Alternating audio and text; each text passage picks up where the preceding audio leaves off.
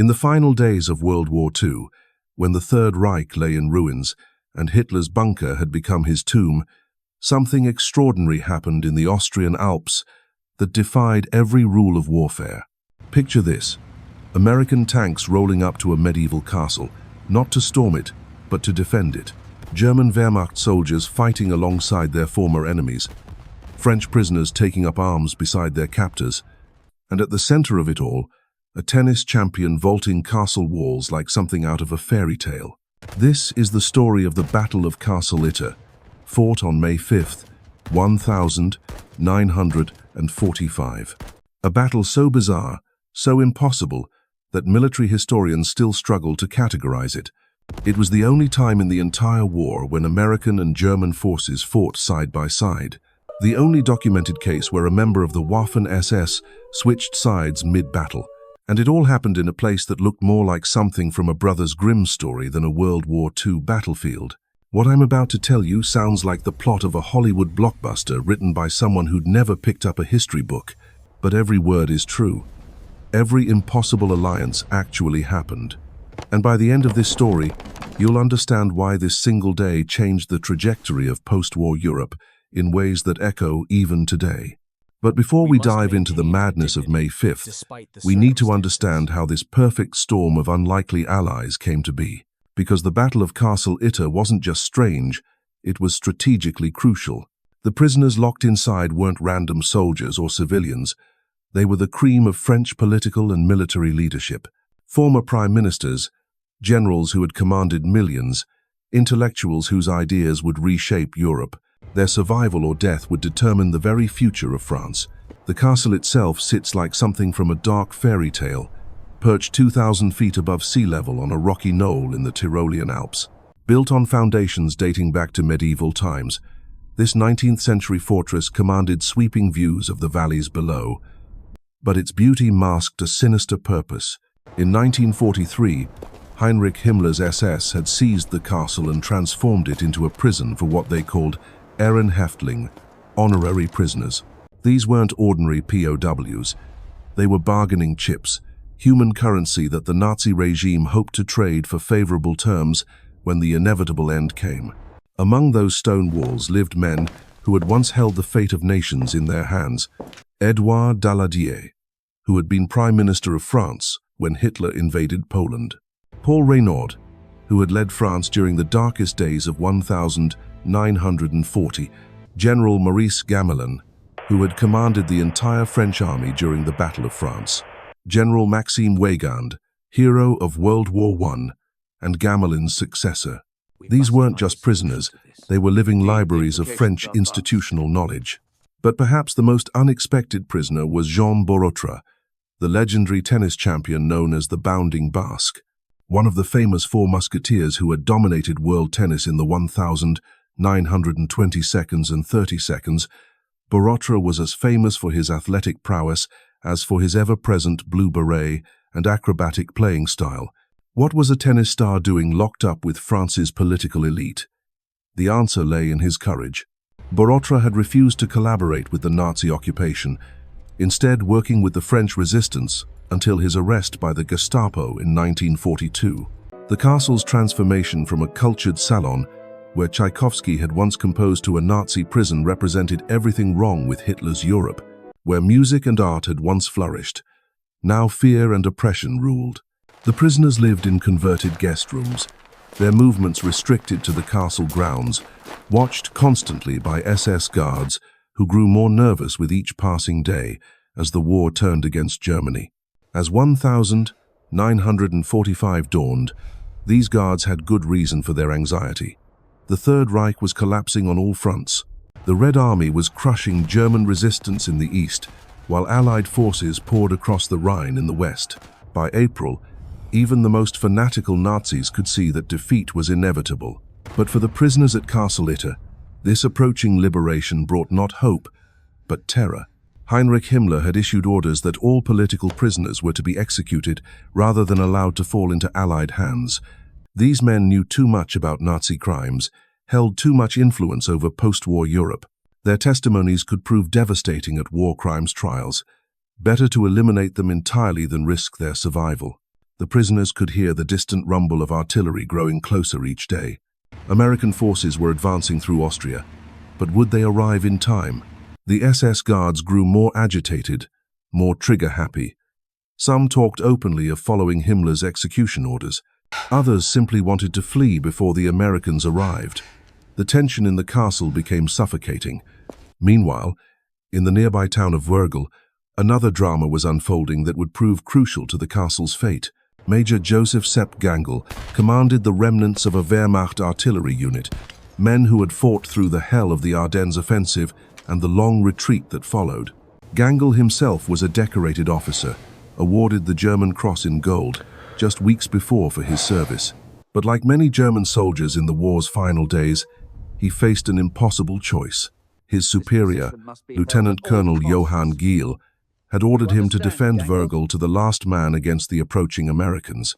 It was a suicide mission, one that would accomplish nothing except the senseless deaths of his soldiers and the destruction of an Austrian town filled with innocent civilians. Gangl looked at his men, exhausted veterans who had already sacrificed enough for a cause that was clearly lost. He looked at the town's residents, who displayed white flags and Austrian colors in their windows, desperate for peace. That's when Gangl made the decision that would define the rest of his short life. Instead of following orders, he contacted the local Austrian resistance, led by a man named Alois Mayer. The Wehrmacht major began secretly providing weapons and intelligence to the resistance fighters, helping them prepare for the American arrival. It was treason by any military definition, but Gangl had decided that his conscience mattered more than his oath to a regime he no longer believed in. This wasn't just a crisis of loyalty for one German officer. Across Austria and Germany, similar scenes were playing out as soldiers, officials, and ordinary citizens grappled with the collapse of everything they had been told to believe. Some, like the fanatical SS unit still roaming the mountains, chose to fight to the bitter end. Others, like Gangl, chose a different path. The convergence of these separate dramas, the French prisoners facing execution, the American forces advancing through the Alps, the German officer choosing conscience over orders, was about to create one of the most extraordinary moments in military history. But first, we need to meet the American tank commander, whose decision to trust his enemies would change everything. Captain John C. Jack Lee Jr. was exactly what Hollywood would have cast as the archetypal American tank commander. A graduate of Norwich University, he was a cigar-chewing, whiskey-drinking leader of men who had earned his crew's loyalty through months of hard fighting. His Sherman tank, nicknamed Besotten Jenny after a cheating girlfriend, had rolled through the hills of France and across the Rhine, with Lee earning a Bronze Star along the way. By early May 1945, Lee and his men were operating in the kind of fluid, chaotic environment that marked the war's final weeks. Traditional command structures were breaking down.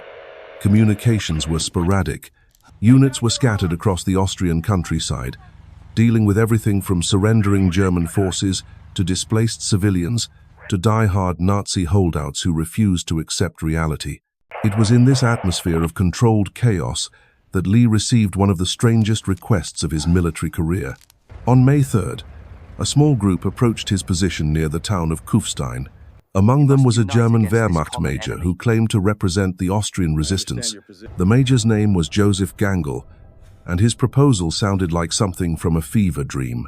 There was a castle, Gangl explained, where French political prisoners were being held. Important prisoners, men whose survival could determine the shape of post-war Europe. The SS guards were planning to execute them before American forces could arrive. Would Lee be willing to join forces with German soldiers to prevent this massacre? Lee's initial reaction was exactly what you'd expect from a battle-hardened tank commander faced with such an outlandish proposal. Trust German soldiers? Fight alongside men who had been trying to kill Americans just days before? It violated every instinct, every protocol, every lesson learned through months of brutal warfare. The smart play was to report this up the chain of command and let someone else make the decision. But something about Gangl's manner, his obvious sincerity and desperation, gave Lee pause. The German major wasn't asking for surrender terms or trying to negotiate his own safety. He was risking everything to save French prisoners from his own side. There was also the practical consideration that time was running out. Any delay might mean the prisoner's execution, Lee made a decision that would have seemed impossible just weeks earlier. He agreed to the alliance. Taking a small force of his most trusted men and his Sherman tank, Besotten Jenny, he set out with Gangl toward Castle Itter. It was a leap of faith that would either save lives or get them all killed. The journey to the castle revealed just how fluid the situation had become. Austrian civilians cheered the American tanks, while German soldiers looked on with a mixture of relief and uncertainty. Some Wehrmacht units were already surrendering en masse. Others had simply melted away into the countryside. But scattered throughout the region were SS units and Nazi loyalists who viewed any talk of surrender as treason punishable by death. As they approached Castle Itter, Lee got his first good look at their objective. The fortress sat on its rocky perch like something from a medieval legend, its walls rising directly from the cliff face. It was a defender's dream and an attacker's nightmare. Steep approaches, commanding fields of fire, and stone walls thick enough to stop anything short of heavy artillery. If the SS decided to make a stand here, it would be a bloodbath. But the real revelation came when Lee met the prisoners themselves. These weren't broken men cowering in cells. They were some of the most distinguished figures in French political and military history, and they carried themselves with the dignity of leaders who had faced worse than Nazi imprisonment. Former Prime Minister Paul Reynaud greeted the American captain with the composed manner of a statesman conducting diplomacy. General Maxime Weygand, despite his advanced age, still possessed the bearing of a soldier who had commanded armies. And then there was Jean Borotra, the tennis champion whose athletic grace remained evident even in prison clothes. Borotra studied the castle's defenses with the same calculating intensity he had once brought to Wimbledon's centre court. When Lee outlined the desperate nature of their situation, the Frenchman didn't hesitate. If fighting was required, he was ready. The defensive preparations revealed the surreal nature of their alliance. American soldiers worked alongside German Wehrmacht troops to position machine guns and prepare fighting positions. French prisoners who had been locked up by the Nazi regime now stood ready to fight beside their former captors. The language barriers were overcome through gestures, shared cigarettes, and the universal soldier's understanding of preparing for battle. Lee positioned his Sherman tank at the castle's main gate, its 76mm gun trained on the approaches below. The tank's machine guns were loaded and ready. Around the castle's perimeter, a mixture of American GIs, German soldiers, French politicians, and Austrian resistance fighters prepared for what they all knew would be a desperate fight. The irony wasn't lost on anyone. Just days after Hitler's suicide, just hours before Germany's surrender, they were about to fight one of the war's strangest battles. Americans and Germans who had been killing each other for years were now depending on each other for survival. French prisoners were taking up arms alongside the soldiers who had guarded them. A tennis champion was preparing to vault castle walls in the service of military strategy. But perhaps the most remarkable aspect of this unlikely alliance was how naturally it seemed to come together. When faced with a common enemy, the fanatical SS troops advancing on the castle, the artificial divisions of nationality and uniform seemed to matter less than the shared human values they were defending. These were men who had chosen conscience over blind obedience, who valued innocent life over political ideology. As night fell on May 4th, the defenders settled in for what they knew would be a long wait. Intelligence reports suggested that a large SS force was gathering in the hills around the castle. These weren't regular German soldiers looking for an honorable surrender. These were true believers, fanatics who would rather die fighting than accept Germany's defeat. The attack, when it came, would test everything they had learned about cooperation, courage, and the strange bonds that can form between enemies when they discover they share the same values. In the darkness before dawn, the most unlikely alliance in military history prepared to face its ultimate test. The dawn of May 5th broke grey and cold over the Austrian Alps, mist clinging to the valley floors like the breath of ghosts. Inside Castle Itter, the defenders had barely slept. Every creak of ancient timber, every whistle of wind through the stone corridors sent hands reaching for weapons. They all knew what was coming. The only question was when. Captain Lee made his rounds through the castle's defensive positions, checking on his impossible collection of allies. At one machine gun nest, a German Wehrmacht sergeant was explaining the weapon's operation to a former French prime minister. At another position, an American GI shared his rations with Austrian resistance fighters who looked young enough to be his little brothers. The sight would have been absurd if it weren't so deadly serious. Jean Borotra had barely rested through the night. The tennis champion moved through the castle with the restless energy that had once made him famous on the courts of Europe.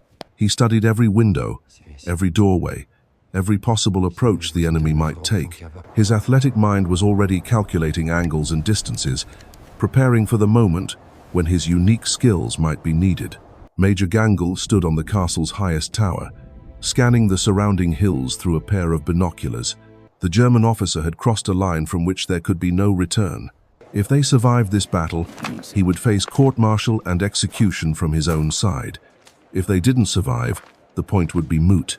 But looking at the French prisoners moving freely around the castle, no longer confined to their converted prison cells, he felt something he hadn't experienced in years: peace with his conscience.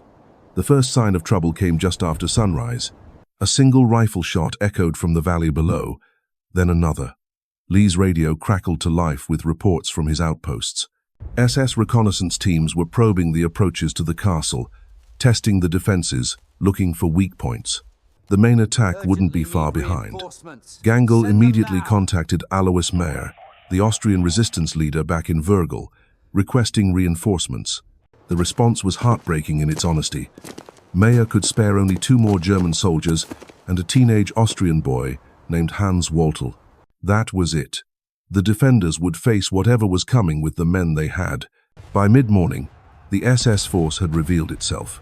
Through his binoculars, Lee counted at least 150 soldiers moving through the forest below. They were led by Oberfuhrer Georg Bochmann, a fanatic who had spent the war's final months hunting down German deserters and executing anyone who dared display white flags of surrender. These weren't soldiers looking for an honorable end to the war. These were true believers who would rather die than see Germany surrender.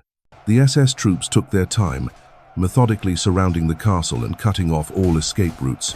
Their tactics were professional, precise, and utterly ruthless. Any civilian foolish enough to be caught in the open was shot without hesitation. This wasn't going to be a conventional battle with rules and quarter given to prisoners. This was going to be an extermination. Inside the castle, Lee gathered his strange coalition for a final briefing. He had ordered the French prisoners to take shelter in the castle's deepest chambers, but they refused. Édouard Daladier, the former prime minister who had led France into war against Hitler, wasn't about to cower while others fought for his freedom. Paul Reynaud, despite being in his 60s, insisted on taking up a rifle. Even the elderly generals, men who had commanded armies in 2 world wars, demanded to contribute to the defense. The irony was staggering. French politicians who had been imprisoned by the Nazi regime were now preparing to fight alongside German soldiers against other Germans. Wehrmacht troops who had spent years following orders without question were now making their own moral choices. American soldiers were entrusting their lives to enemies they had been trained to kill without mercy. Yet somehow, it worked. The language barriers that should have made coordination impossible seemed to dissolve under pressure. Hand signals replaced words. Shared glances conveyed tactical understanding. Men who had never fought together began moving with the fluid coordination of a veteran unit. The first probing attacks came just before noon. SS troops armed with machine pistols and grenades tried to rush the castle's lower approaches, but Lee's Sherman tank, Besotten Jenny, drove them back with precise cannon fire. The tank's 76mm gun could reach targets that the defenders' small arms couldn't touch, while its machine guns swept the approaches clear of infantry. But the SS had come prepared for armor. Hidden among the trees on a distant hillside, an 88mm anti-tank gun began ranging shots on the castle. The first shell screamed over the battlements and exploded harmlessly in the courtyard, showering the defenders with stone fragments. The second shot was closer. Everyone knew the third would find its mark. Lee made a desperate decision. Rather than wait for his tank to be destroyed, he ordered Besotten Jenny forward, down the winding road that led from the castle to the valley floor. If he could locate and destroy the 88mm gun, the defenders might have a chance. If not, they would lose their most powerful weapon in a matter of minutes. The Sherman tank rumbled down the narrow mountain road, with its crew scanning frantically for targets. Behind them, the castle seemed impossibly fragile, a fairy tale fortress about to be overwhelmed by modern warfare. The irony struck Lee with sudden force. Here he was, an American tank commander, driving into battle to protect French politicians, with German soldiers covering his retreat, in a fight against other Germans who refused to accept that their war was over. The 88mm gun fired again, this time at the moving tank. The shell screamed past Besotten Jenny's turret, missing by inches. Lee's gunner traversed the main gun, searching for the enemy position. There, hidden among a grove of pine trees, the long barrel of the anti-tank gun gleamed in the afternoon Sunday. The Sherman fired first. Its high-velocity shell smashed into the trees around the 88mm gun, sending splinters and shrapnel in all directions. But the German gun crew was well-trained and disciplined. They reloaded with mechanical precision, adjusted their aim, and fired again. This time they didn't miss. The armor-piercing shell punched through Besotten Jenny's side hull like a hot knife through butter. The interior of the tank erupted in flames and flying metal. Lee and his crew had seconds to escape before the ammunition exploded. They bailed out through the hatches, rolling away from their burning vehicle just as the tank's shells began cooking off in a chain of explosions that lit up the valley. Back at the castle, the defenders watched their most powerful weapon disappear in a pillar of black smoke. The psychological impact was devastating. Without the tank's fire support, they would have to face the SS assault with small arms alone. Worse, Lee and his crew were now trapped in the valley below, cut off from the castle by enemy troops. But Jean Borotra had been watching the battle unfold with the calculating mind of a champion athlete. He had noticed something the others missed. The SS troops were concentrating their assault on the castle's main approaches, but they had left gaps in their encirclement, narrow paths through the forest that a fast, agile runner might be able to navigate. The tennis champion approached the remaining American officers with a proposal that sounded like madness. He would vault the castle wall, make his way through the SS positions, and reach the American forces that everyone hoped were advancing through the valley. It was a suicide mission, a desperate gamble that would almost certainly end in capture or death. But Borotra had spent his career making impossible shots, reaching balls that other players couldn't touch, turning defeat into victory through sheer athletic will. He studied the terrain below with the same intensity he had once brought to analyzing an opponent's serve. The paths were there. The timing would have to be perfect. One mistake would be fatal. The other defenders watched in amazement as the Frenchman prepared for his desperate run. This wasn't a soldier trained for combat operations. This was a tennis player in his 40s, about to attempt something that would challenge men half his age with military training. Yet there was something in Borotra's calm confidence that inspired hope. If anyone could pull off this impossible feat, it was the man who had made a career of doing the impossible. As the afternoon wore on, the SS attacks grew more coordinated and more desperate. Bachmann's troops were running out of time. American forces were advancing through the valley, and every hour they delayed increased the chance that reinforcements would arrive. The SS commander ordered a full assault on the castle's main gate, throwing everything he had at the ancient stone walls. The defenders met the attack with everything they possessed. German machine guns chattered from the battlements, while American rifles picked off individual targets. French politicians who had never fired a shot in anger found themselves reloading magazines and passing ammunition, the castle's courtyard filled with smoke and the sharp crack of small arms fire. In the midst of this chaos, Jean Borotra made his move. He vaulted over the castle wall with the same fluid grace that had once made him famous on tennis courts around the world. The 47-year-old athlete landed softly on the rocky slope below and immediately began his desperate run through enemy territory. What followed was a chase scene that seemed lifted from an adventure novel.